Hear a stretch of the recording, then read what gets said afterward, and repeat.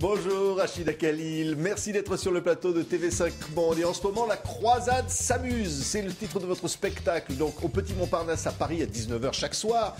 Vous vous amusez de tous ces personnages que vous interprétez. Oui.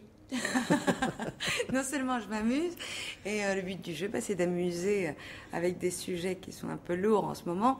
Voilà, donc le pari est plutôt relevé. Alors vous changez de personnage en permanence. Vous incarnez combien de personnes sur scène? 7, je crois. 7, oui, j'ai un côté un peu schizophrénique, ça va vite. Mais c'est une déclinaison, voilà, d'ailleurs d'un personnage qui est après dans différents univers. Donc on passe de la beauf à la galérienne, de la bourgeoise. Voilà. Et notamment celle-ci, regardez.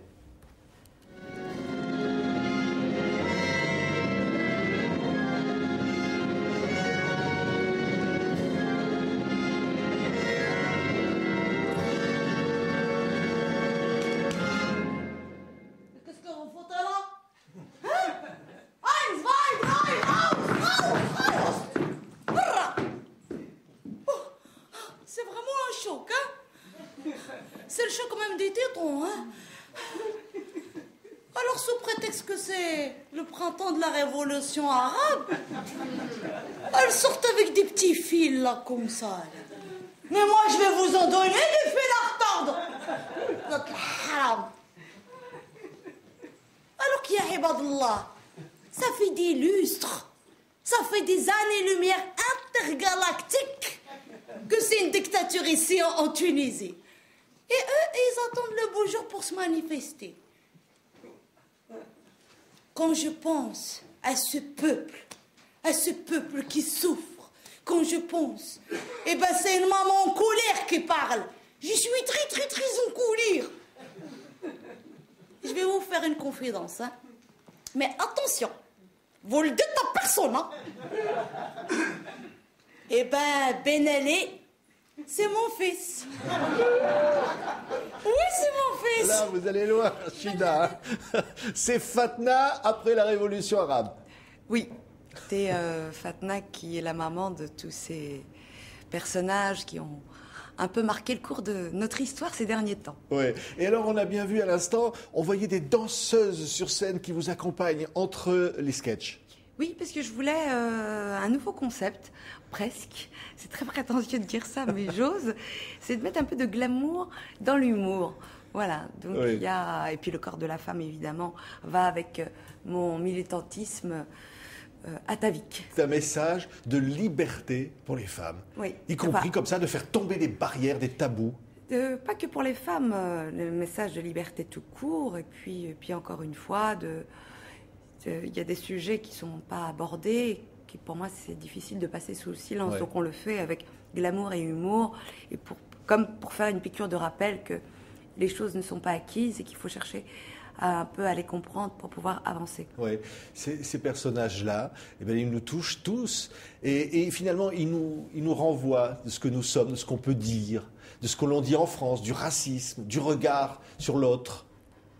Non seulement du regard sur l'autre, mais du regard sur soi. Je crois qu'on vit une période assez particulière où tout se dilate un petit peu, où il n'y a plus aucun repère. Et c'est une façon de se moquer. En tout cas, moi, je me moque déjà de ma propre condition et de mon propre regard qui est biaisé tout le temps. Oui, et que c'est très facile. Oui. On se moque de soi-même, en fait, à travers le spectacle. Oui. Moi, je pense que c'est toujours plus facile.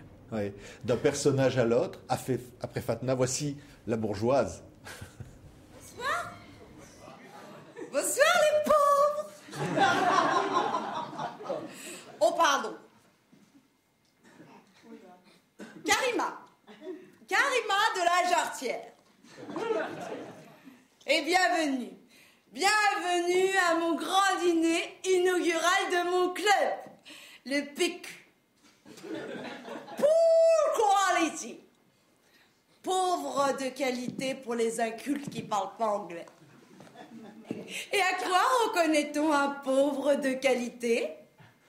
Au nombre de dents qui lui restent. Souriez pour moi, Voilà, souriez. il y a du cynisme, il y a de l'humour quelque noir. peu, tout petit peu. On peut rire des travers de la société. On peut rire de tout finalement. Ah oui, oui, oui. Puis c'est même notre planche de salut. Je pense que le rire ne peut pas ne pas exister. C'est une façon de désamorcer tous les sujets. C'est un rire de révolte. C'est un rire de révolte, c'est un rire presque, oui, comme un réflexe pour pouvoir continuer à respirer, pour continuer à être en vie, et encore une fois, pour se moquer de nos propres travers. Ouais.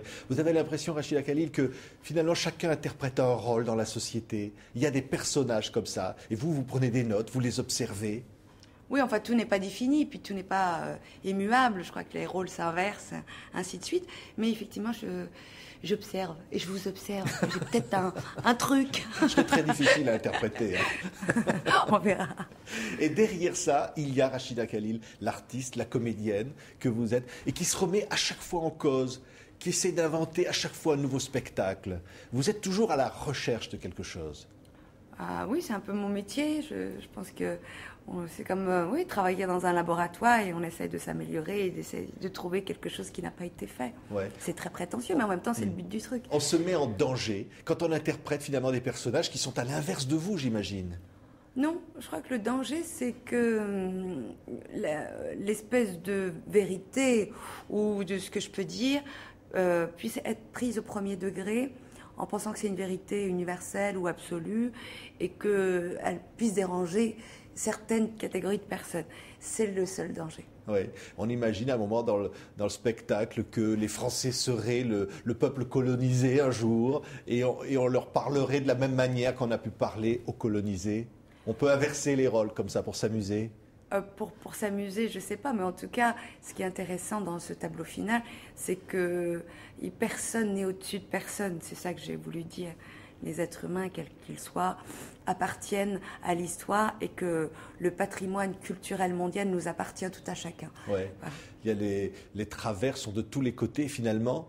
Il n'y a pas de jugement dans le spectacle. Non, il n'y a pas de jugement. Et puis il faut certainement pas en avoir. Ouais. Donc soyez complaisants, même avec moi, s'il vous plaît. Et l'envie de rire, un rire féminin, c'est vrai ça? Je ne sais pas si c'est un rire féminin, mais en tout cas, envie de rire, oui. Pourquoi l'envie de rire? On dit souvent c'est une envie de se sauver, le fait de rire de tout. Non, c'est pour se rappeler qu'on est vivant, et puis surtout, je crois que c'est le plus grand plaisir qu'on puisse partager après le plaisir de la table. Merci, Rachida Khalil. La croisade s'amuse en ce moment à Paris, tous les soirs à 19h au Petit Montparnasse. Merci d'avoir été l'invité de TV5 Monde. Merci à vous.